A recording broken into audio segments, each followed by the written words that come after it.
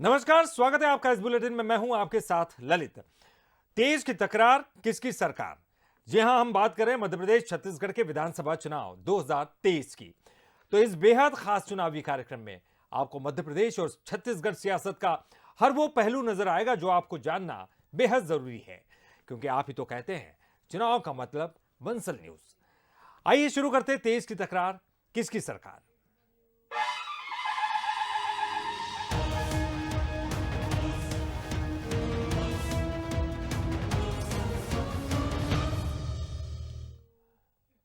2023 चुनाव में बीजेपी और कांग्रेस पूरी तरह से चुनावी मोड में आ चुकी है। चुनावी कमान और जनता से कनेक्ट को लेकर जमावट की जा रही है, लेकिन सबसे बड़ा सवाल तो यही है कि क्या 2023 का चुनाव दिल्ली से कंट्रोल होगा। इस खास रिपोर्ट में आपको दिखाते हैं। मध्य प्रदेश में चुनावी रणभेरी बजने से पहले पार्टियां हर तरह से तैयार हो रही हैं, चाहे वो विधानसभाओं में जनता से कनेक्ट की बात हो या फिर सत्ता और संगठन से जुड़ी तैयारी। अमित शाह के दौरों के बाद बीजेपी पूरी तरह चुनावी मूड में आ चुकी है। चुनाव प्रभारी और सह प्रभारी 3 दिनों के एमपी दौरे पर आ रहे हैं। चुनाव समितियों और कमेटियों की कमान जल्द ही प्रदेश के नेताओं को सौंपी जानी है, तो वहीं प्रदेश के दिग्गज चेहरों को भी अलग अलग इलाकों की जिम्मेदारियां सौंपी जाएंगी। इसके अलावा विजय संकल्प अभियान और रैलियों को भी बीजेपी जल्द ही अमली जामा पहनाने की कोशिश में है, ताकि समय रहते प्रदेश के हर एक कोने तक जनता के बीच पहुंचा जा सके। केंद्रीय मंत्री आदरणीय श्री भूपेंद्र यादव जी और अश्विनी वैष्णव जी हैं, तो इनके निरंतर प्रवास और बैठकें रहेंगी। और कल से उनकी दूसरा जो आगमन है, उनको नए दायित्व जो मिला है उसके उपरांत है और चुनाव की कसावट प्रारंभ हो गई है। सब लोग अपने अपने काम पे लग चुके हैं और जो 51% का लक्ष्य है, 200 पार का जो नारा है, वो दोनों अब मूर्त रूप लेने वाला है। दिल्ली हो या भोपाल, हम सब एक यूनिट है। माननीय मोदी जी और शिवराज जी के नेतृत्व में और हमारे जो अन्य सामूहिक नेतृत्व है, उन सबके नेतृत्व में चुनाव लड़ा जाना है। सबकी सामूहिकता इसमें रहेगी। इतना ही नहीं, बीजेपी चुनाव कार्यालय के शुभारंभ के साथ चुनावी आगाज होगा और पीएम मोदी और सीएम शिवराज के चेहरे को इमोशनल कनेक्ट करने के लिए बीजेपी थीम सॉन्ग्स और प्रमोशनल वीडियोस कैंपेन भी लॉन्च करेगी। यानी हर मोर्चे पर बीजेपी अपनी तैयारी को फाइनल टच देती दिख रही है। बात कांग्रेस की करें तो यहाँ भी दिल्ली आला कमान से ही स्क्रिप्ट लिखी जा रही है। पीसीसी चीफ कमलनाथ केंद्रीय नेतृत्व से मुलाकात कर रणनीति तैयार कर रहे हैं, तो एमपी कांग्रेस की टीम उसे जमीन पर उतारने में जी जान से लगी है। तो साथ ही बीजेपी के प्रभारियों को लेकर तंज कसने से भी नहीं चूक रही है। मालूम पड़ा है कि 2 महान केंद्र के नेता वैष्णव जी और भूपेंद्र यादव जी, ये दोनों यहाँ पे अपना डेरा जमाएंगे। संयोग से दोनों कभी चुनाव नहीं लड़े। चुनाव में 4 महीने से भी कम का वक्त बचा है। पार्टियां हर मोर्चे पर फील्डिंग जमाने का काम कर रही हैं, तो जनता को लुभाने में भी कोई कोर कसर नहीं छोड़ी जा रही है।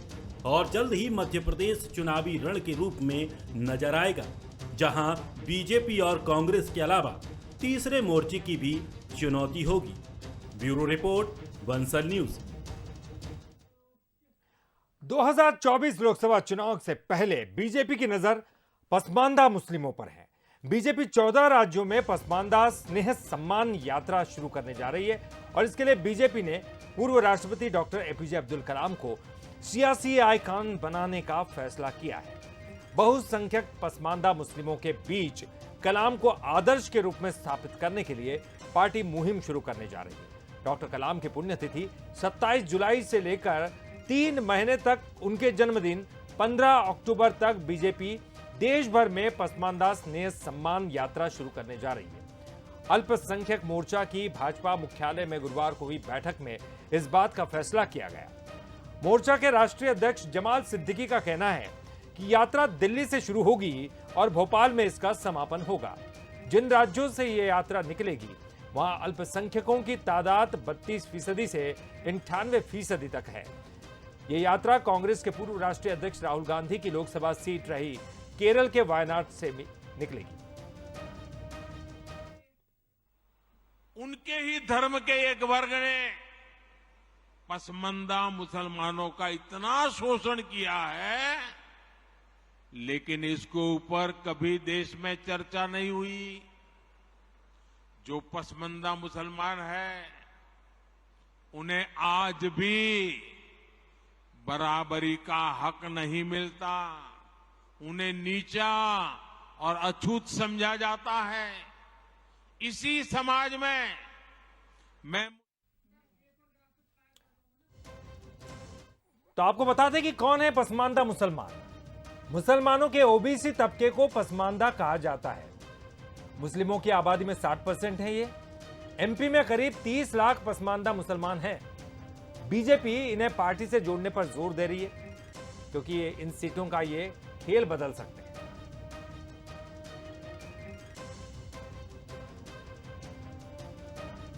और एमपी के 5 जिलों में मुस्लिम आबादी ज्यादा है।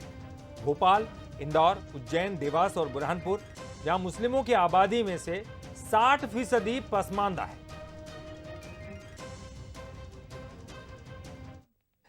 छत्तीसगढ़ में बैक टू बैक हो रहे बदलावों को कांग्रेस मजबूती के रूप में देख रही है, तो बीजेपी इसे असंतोष और गुटबाजी का नतीजा बता रही है। क्या है फेरबदल और वार पलटवार की सियासत, इस खास रिपोर्ट में आपको दिखाते हैं। निश्चित रूप से इन बदलावों से असंतोष पैदा होगा और वो जो असंतोष है वो कांग्रेस पार्टी को भस्म करेगा। पहले टीएस सिंहदेव, फिर दीपक बैज, अब प्रेमसाय सिंह टेकाम और मोहन मरकाम। छत्तीसगढ़ में चुनाव से पहले बड़े फेरबदल किए जा रहे हैं, तो बीजेपी तंज कसने के साथ असंतोष और गुटबाजी की बात कह रही है। बीजेपी निशाना साधते हुए ये भी कह रही है कि कांग्रेस में एक अनार 100 बीमार की स्थिति बनी हुई है। अभी इंतजार करो, बहुत फेरबदल होगा। जब भय पैदा होता है तो फेरबदल स्वाभाविक रूप से होता है। उनको लगने लग गया कि छत्तीसगढ़ में भारतीय जनता पार्टी पूरी ताकत से मैदान की ओर बढ़ गई है। सरगुजा और बस्तर, ये दोनों क्षेत्रों में कांग्रेस को पूर्ण बहुमत मिला था और ये दोनों क्षेत्रों में ही सबसे ज्यादा असंतोष है। और इस प्रकार के जब बदलाव होते हैं तो एक अनार 100 बीमार होते हैं।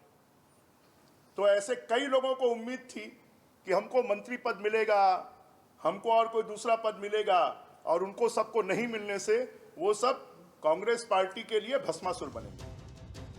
जाहिर है कि पीसीसी चीफ बने दीपक बैज के सामने चंद महीनों में मैदानी जमावट और अपनी टीम खड़ी करने की चुनौती होगी, तो साथ ही चुनाव में संगठन मजबूत करने की भी।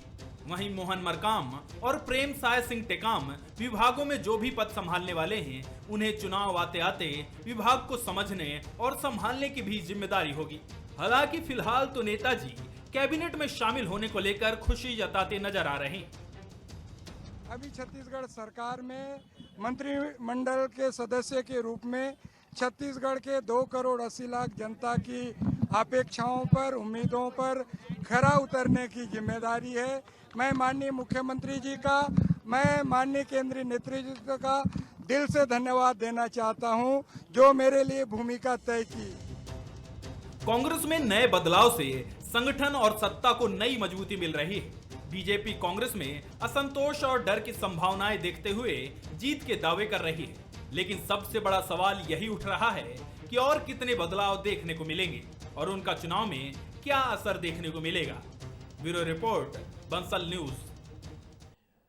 पीसीसी चीफ के पद से हटाए जाने के बाद विधायक मोहन मरकाम को एक बड़ा तोहफा मिला है। कोंडागांव विधायक मोहन मरकाम को भूपेश सरकार में मंत्री बनाया गया है। मोहन मरकाम को राजभवन में राज्यपाल विश्वभूषण हरिचंदन ने मंत्री पद और गोपनीयता की शपथ दिलाई। शपथ ग्रहण समारोह में CM Bhupesh Baghel, deputy CM TS Singhdeo, मंत्री रविंद्र चौबे, मोहम्मद अकबर, नए पीसीसी चीफ दीपक बैज समेत कांग्रेस के कई दिग्गज नेता मौजूद थे। बुधवार शाम छत्तीसगढ़ की राजनीति में उस वक्त हलचल शुरू हो गई जब मोहन मरकाम को पद से हटाते हुए बस्तर सांसद दीपक बैज को पीसीसी का नया अध्यक्ष बनाने की घोषणा की गई।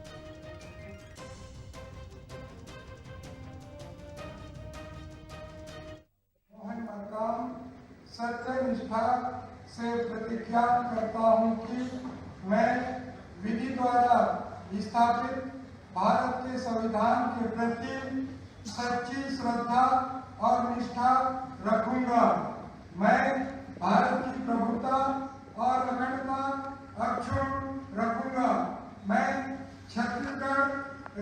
के मंत्री के रूप में अपने कर्तव्यों का श्रद्धापूर्वक और शुद्ध और तेज की तकरार किसकी सरकार में, फिलहाल इतना ही। बंसल न्यूज पर खबरों का सिलसिला लगातार जारी है।